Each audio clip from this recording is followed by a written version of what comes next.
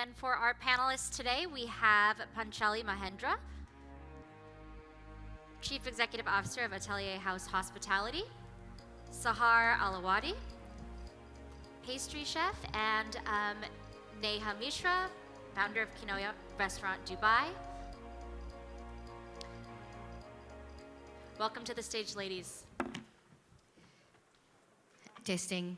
Good morning, everybody. Thank you so much for that introduction.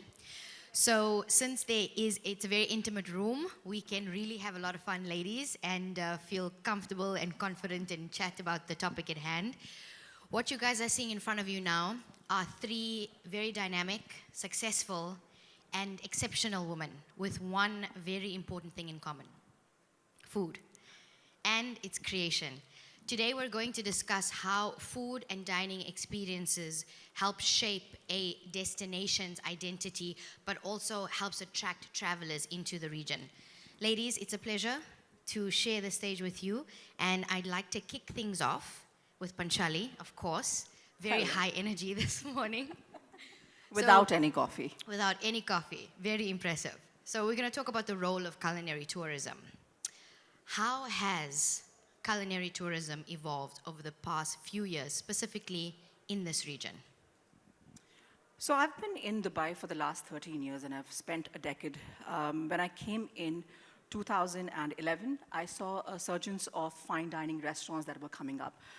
Worked for a team that had just opened up Zuma and La Petite Maison, and we were opening Kibara. So there was this whole landscape of fine dining, high energy places that came in. And then suddenly I saw in 2014 and 2015, when I started consulting for a group, that there was this whole surge of QSRs and casual dining that came in. And then this left, right, center people were creating those concepts, and they understood that where the real money was, and you take smaller spaces, and that's where the surge came. I think now what I can see is the couple of years, there's a lot more investment, and there's a lot more, I think, confidence in homegrown restaurants. I think there has been a whole division and a diversion from understanding and only having confidence in international brands versus today. I think people in Dubai, all of us, there's amazing consultants, there are people who have traveled well, understand what great brands need to be. So instead of now paying those royalty fees across, they realize that save up on the bottom line, because we all know that restaurants, P&Ls, have very minimalized margins. So I think right now what we're seeing is a surge. We have been seeing a surge of a lot of homegrown concepts, and that is what is happening, and I think that will be encouraged and will progress further. Thank you, Panchali. That is very true, and it is very interesting to see how homegrown concepts are attracting international travelers in one destination too. So, Sahar, I'll come to you. In your opinion, what makes a destination a true culinary hotspot versus just a place that has really great restaurants? I think what makes a place a culinary destination is when you start investing in people that have invested in the city or the country. So like what Panchali said, we're seeing a lot more investment in homegrown concepts. You're seeing a surge in homegrown concepts, and you're seeing chefs starting to believe in the city, believe that they have the resources and the capabilities to create an exceptional restaurant. And what differentiates every city from each other is their DNA. So like when you think about New York, or you think about London, or you think about Paris, they have their own culinary DNA. And that's what's happening right now with Dubai or the UAE, where we've kind of built, or we're in the process of building our culinary DNA. We have a very specific type of, we're very lucky. We have people from all around the world. We have them making their own food. We have them making other people's food. They have access to amazing ingredients. We have a very specific DNA that's specific to Dubai or the UAE that's very special, and that's what's differentiating us or creating this kind of culinary tourism here. Thank you, Sahar. You made a very good point about in order for people in a community to produce, they need to feel part of the community. Neha, I have a question on here for you, but I want to ask you something else because Sahar just, triggered something in my mind. You've decided to set up shop here, for the lack of a better phrase. What do you make of the way that Dubai has embraced you? for you to open up a restaurant here and create your own identity and DNA in your corner of the world? I mean, I think it's, like Sahar touched on the fact that this is a city that's creating its own DNA, and I think that community played such a big part in it. I've grown up here, I've been here for like 32 years, so for me, I've really seen the city evolve from looking on the outside and looking at that as aspirational to being from within and saying, well, we've got enough here. And I think that, Kinoya, like what I started at home and then the progression to Kinoya, really was enabled by a sense of community and the city wanting to embrace what's within. And that was a testament of that. And I also think that the dynamic kind of nature of how multicultural the city is, that's what enabled me to dabble with the cuisine that's not actually, that's not naturally where I come from. Yeah. And I think had I grown up in India, living in a town in India, I don't think I would have dabbled with Japanese food. So I think the city played a big part in my, the sense of adventure for something that's outside of myself. Excellent, thank you.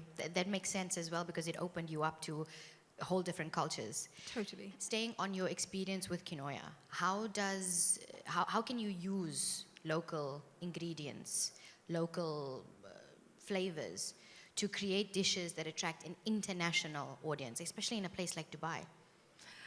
I mean, okay, so with, there's sustainability is really, it should be on every restaurateur, chef's mind at the moment. And I think with Kinoya, there is, as much as we can, we lean on what is here, what can we integrate into our menus that's from within here. Working with the Japanese, cuisine, there's elements of it that you do need to rely on from the outside, but I think,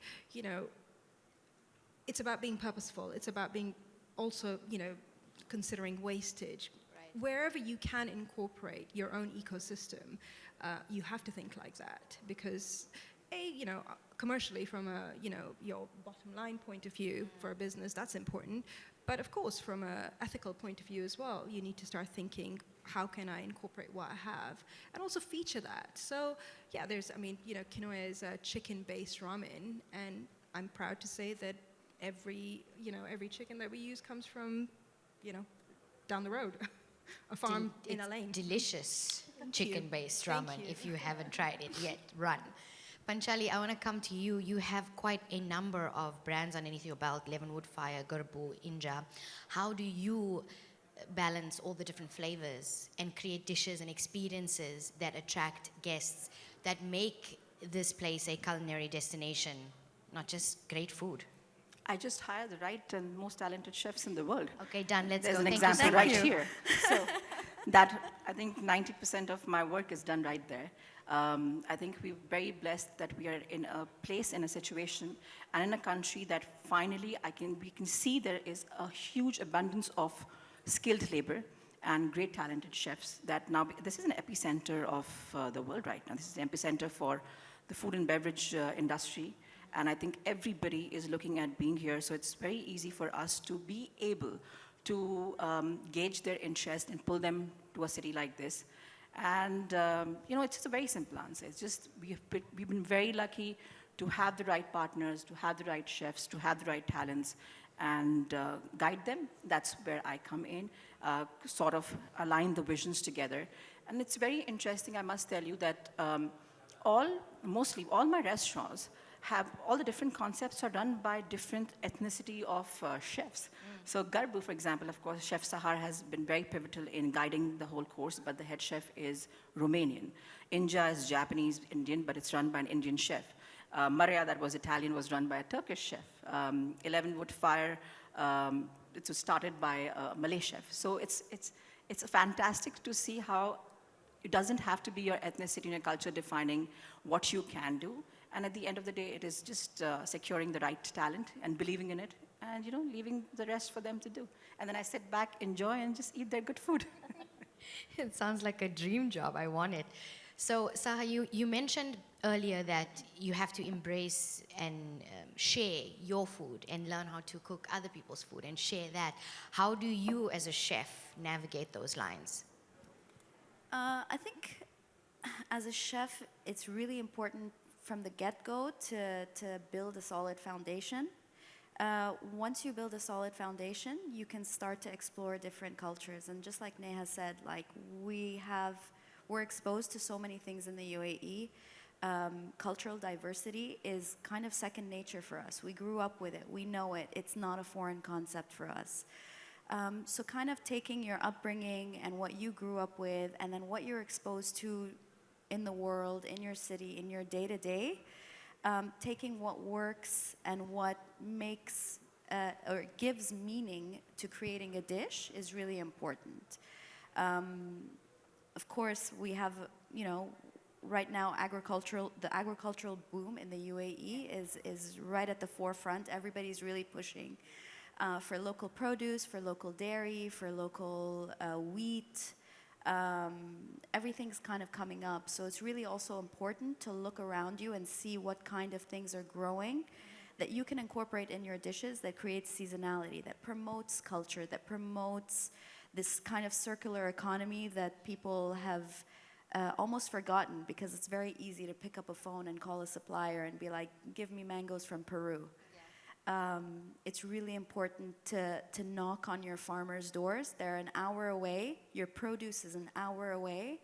And say, hey, what are you growing, or what can we grow together to basically, it benefits you both. The dish that you create with that product has a lot more meaning than if you just get any random ingredient from anywhere else. So again, creating that community, creating this like circular kind of community that everybody's enriching each other is really the backbone of every dish. Thank you, Sahar. You touched on something important about working with local farmers and working with local fisheries and food production and incorporating those practices. You've given us a good indication of how chefs can approach the situation. But I would like to know from you, and Neha, feel free to jump in as well. As a culinary ecosystem, all of us, how can we make that process, that system better? That we use more local farming, we go to more local fisheries, we introduce more local food production practices. Yeah. It's all about making the effort, like finding the people that, if you know, or if I know that I'm using a lot of milk or I'm using a lot of dairy in my sort of cooking, I need to go and see, I need to do the research and check who has dairy farms here. Right now, Sharjah just launched this milk called Meleha milk. I tried it last week. It is one of the best milks I've had in my life. Wow. It's super creamy. It does this thing, when milk is creamy and like you pour it and it leaves this white thin layer on the bottle. Anybody else hungry now? Thanks so much, Sahar. It does that. And they launch it in Sharjah Friday morning at 5 a.m. and in about an hour it's sold out completely for the rest of the week. Go find those people. They're making the things that you need. You just have to find them. There's people making, I think, some of the best tomatoes in the world right now in the UAE. We just had our first wheat harvest last year, completely sold out, whole wheat, organic, locally grown, no preservatives, no additives, no nothing. So if I know I'm making a cake, I'd rather make a cake with that than something that's mass produced and like, exactly. I can go right now and talk to the farmers and I'll know exactly how they make that wheat. The one that comes from wherever else, it's so difficult to speak to them and to understand them and it's made for them, not for us. True. They make things here that are meant for us. Yeah. Any to add, Neha? No, I agree. There we go. Thank you so much. May I add in Please. that? Also, it's important that we know most of our vegetation here, fruits are coming from aquaponics and hydroponics. And it's also sometimes to our suppliers here and the farms here. We also tell them that when we feel like a certain tomato is of the highest quality from a certain region, and if in case we're not getting the same quality, what can they do? And we sometimes provide them that feedback also, that this cucumber is missing this essence, this tomato is missing this mushroom is missing this. So they also sometimes hear, and for future, how to be able to bring to our produce to that level where everybody and the chefs, it's just to answer your question, is how to promote within the chefs to use a lot more vegetations here. The quality also has to match of what is required, because we have to satisfy the international palette of the taste buds that they need. So we provide them the feedback that, guys. And I think as a chef, I think what's so important, and I know Sahar will agree, is that the communication, right? Like the fact that we can actually pick up the phone and have a conversation with the farm directly and say, this is what's lacking. That's so reassuring. I mean, that's, your tools. So the closer that gets to home, the better, the end result is in every way possible. Right. And I mean, this is an important part of this discussion because sustainability is a very important factor in destination tourism. Panchali, I want to come to you. Women like yourself and Sahar, Neha, you have had incredible success and you've also had incredible contributions to the culinary landscape in the region. The question that I would like you guys each to take on is, how do you grow this representation of women in the space? But more importantly, how can you grow more leadership and ownership roles for women in the region, which I think is important? I think the primary thing is to do your job. I think the moment we as individual women, I don't think, at least I have never thought about where am I going to be. Is today the day that I'm going to reach here? I was very passionate about my job, just like the rest of us on this dais, and I'm going to keep doing it, but there was a lot of passion and hard work. The moment you are able to achieve, and for the lack of another phrase, break the glass ceiling, you automatically lead the path for others. Because then for example, I've always said that one of my icons in the world is this lady called Indra Nooyi, who's the former CEO of PepsiCo. And as an Indian American woman, I mean, look at her, where she achieved that no woman had done. So that gives me the confidence and gives me the hope that if she can do it, so can I. So as leaders, I think all that we do is we do our bit, we do our job, and we let the part to let others also know that there is a scope for you also as a woman to become a CEO or a restaurant owner or any capacity that you want to be in. The roadblock does not stop there. So just do your bit, lead from your own example. Like I always said, clean money is always a sign of dirty hands. You've got to do your job. Yes. One more time. One more time, in case somebody did not hear that properly. I always say that, on the contrary, that clean money is sign of dirty hands. That you want to do something, you want to teach something, you've got to get your hands dirty to be able to justify the work that you do. So I just want you to know, in my country, that means something totally different.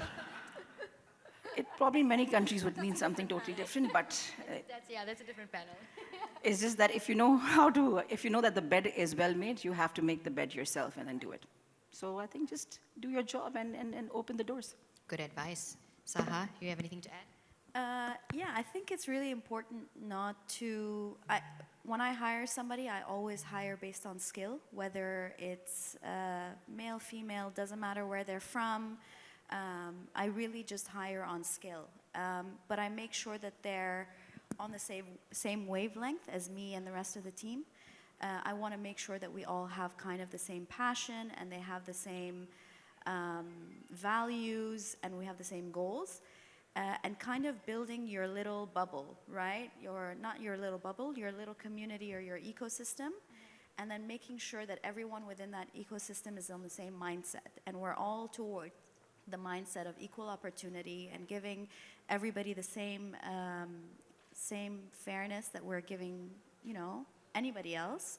And then hoping that they do the same with their community. And it's almost like a domino effect, right? So like, if I do it to you, you'll do it to somebody else. And that community keeps growing and growing and growing. And that's how you kind of overthrow the dark side. I was waiting for you to see. I think it's a lovely process, really. It's an honest process. Yeah. Neha? I think from my point of view, I think that a lot of effort has to be made. And it's, I think when you're, as an operator, the easiest thing to do is hire the best person for the job. And unfortunately, the way that this ecosystem has worked is the barrier to entry for women has been, they have been very disadvantaged. So I think a lot of the times, maybe because I don't come from traditional, conventional culinary background, I feel like we have to take a little bit of a longer approach to incorporating more women into workplaces, because whether it's their family obligations, whether it's their life choices, whether they are the primary caretakers, they do have disadvantages. And it does mean that you're going to be creating a level of inconvenience, perhaps, by hiring women within your workforce in certain cases. So I think somebody has to start taking that chance. And as a woman, I think I have to make that effort, and maybe it takes me a little bit longer, but I see the end goal. I'm someone who started my career as I really want to do this, and if I looked at it on paper, maybe I wouldn't have been given the chance that I was given for myself. I think I have to do the same service. I try to. So if somebody's maybe not as experienced as another candidate, but they have the passion and they've missed out on the race because of the reasons that women, are often overlooked, then it's my obligation as the operator, as the employer, to go, well, let me take this chance. Because it's so cyclical. If somebody doesn't start, it just doesn't, women don't get there, because it's always, well, she's 5 steps behind. Yeah. So in order to get her up to speed, somebody has to take that chance. And in Kinoya, that is very much the culture of, not just for women. I mean, I'll take a chance on anyone who sits there and says, I want to do this job and I want to learn. But yeah, I think with women, we have to, I think you have to be a little bit more, you have to tune in a little bit more, because that's it. I think that otherwise that becomes our culture of less and less and less women in the kitchen. Thank you, Neha. That was honest. And Panchali. sometimes you also have to tell a woman that she can't do it and then watch her do it.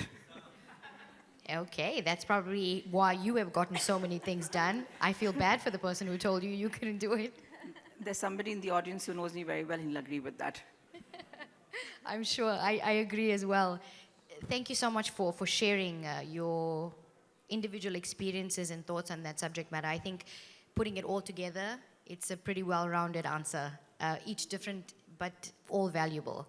I want to come to you, Sahar, and I want to get your thoughts on what you think celebrity chefs, food festivals, food influencers, how do they increase a destination's tourism likelihood?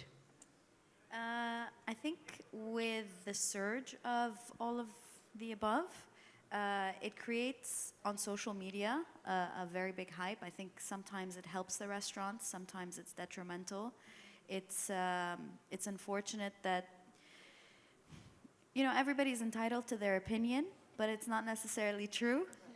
It's great when it is, but it's great to have the plethora of options to look at, so that when you are traveling somewhere, then you have some point of reference. I don't know. Personally, for me, I think they're just opinions. They're personal opinions. Sometimes they don't do justice to the restaurants. Sometimes, you could go into a restaurant and they can be having an off day. And for you to go online to millions of people and write about your experience is a little unfair, because there's a lot that goes behind a dish and a restaurant. There are people that work tirelessly. There are chefs that work tirelessly. There's, things that have to happen behind the scenes constantly for you to have that one experience. So being a little bit considerate is nice. Yeah. I agree with you, and I mean, I have to tread pretty carefully because I'm along the lines of, media and going to review places, but I often struggle myself with the concept of just visiting a restaurant and enjoying the place versus being an actual food critique. Yeah. Like being an actual student of the subject. And I think, you would have to have eaten at many different restaurants, maybe cooked a bit as well, to finally get to a point where you can really critique someone. I agree. I agree fully with you on that, because in order for you to give feedback, you need to understand the process as well, not just the flavors. Panchali, how important is storytelling? Because we have a lot of beautiful stories that come out of this region about chef stories and restaurant stories and where the ingredients come from. So what role does storytelling play in increasing a destination's tourism? I think a very, very significant part of it, and especially if the storytelling has a little bit of spice, then it gets even more interesting. No, it's important because at the end of the day, it is the concept, is the ethos, is the basis of the restaurant's concept. I think not to go too far, we have somebody who's sitting up with us on the stage, Neha here, who had one of the most beautiful stories. She's a case study by herself. That from her whole journey from a supper club to a restaurant was a whole storytelling that, you know, a mother of three, working hard, doing supper clubs day on day, and then setting it up. She had her own audience that she developed over years. And I think for many other chefs also that, you know, where do they come from? What have they learned? It's just not about, I grew up eating my grandmother's food, I'm sorry. We have heard that many times, that's done, but I really want to know that where did you get pushed? What did you learn in the process? Where have you traveled? How do I know that I trust your food and it's going to be, you know, par level? So I think storytelling it's a whole concept base and it's very significant. I agree. Neha, since Panchali did bring up your story, I have to say, if you follow Neha on Instagram, you have one of the most, my favorite Instagram pages because it's always honest. I always feel like it comes from the heart. And you have built quite an incredible story just by existing, not really by trying. So give me your experience on the topic of storytelling in increasing the culinary tourism. I started, you know, the platform for Story Food. I did it when I thought no one was going to watch anything. It's very easy to be honest when you don't think you have an audience, or you know, it's not relevant.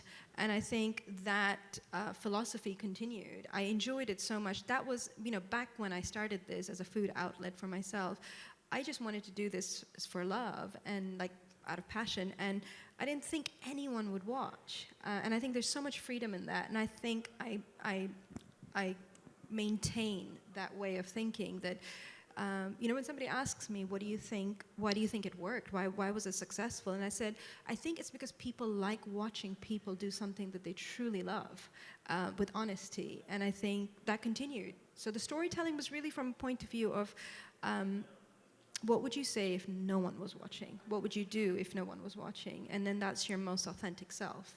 And it just continued. I quite like that. It's a good reminder for all of us, right? Yeah. To live the way we want to live, and people will just gravitate towards that energy. Yeah. And you'll find people who have so much, like, there's resonance. And that's your community then. Those are the people that support you. Those are the people that show up at your restaurant. Because you don't want everybody. You just want everybody that wants you, and you want them back. They understand you. They understand the product. They believe in it. The amount of messages that I get from people, whenever a milestone happens, and they say, "I'm so proud of you," and I feel like there's so much personal investment.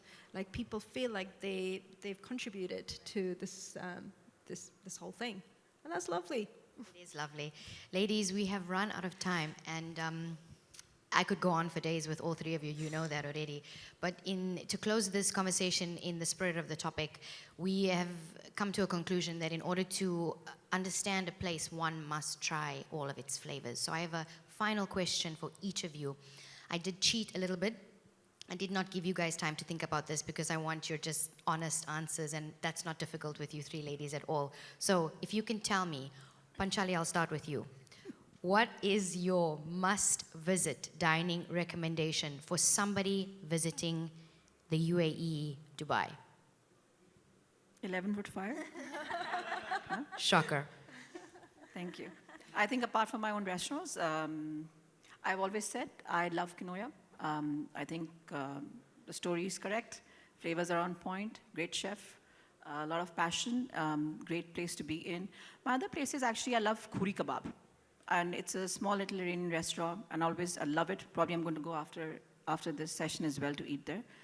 And I think from the fine dining restaurants, because I was a part of the Zuma opening team, I've always had a soft corner for Zuma, so yeah. But yes, these are some of my Kinoya and probably Khuri. Good picks, thank you. Sahar, what about you? For me, it's the restaurants that existed before all of these great restaurants came up here. There's a little restaurant, it's an Indian restaurant in Karama called Vaibhav.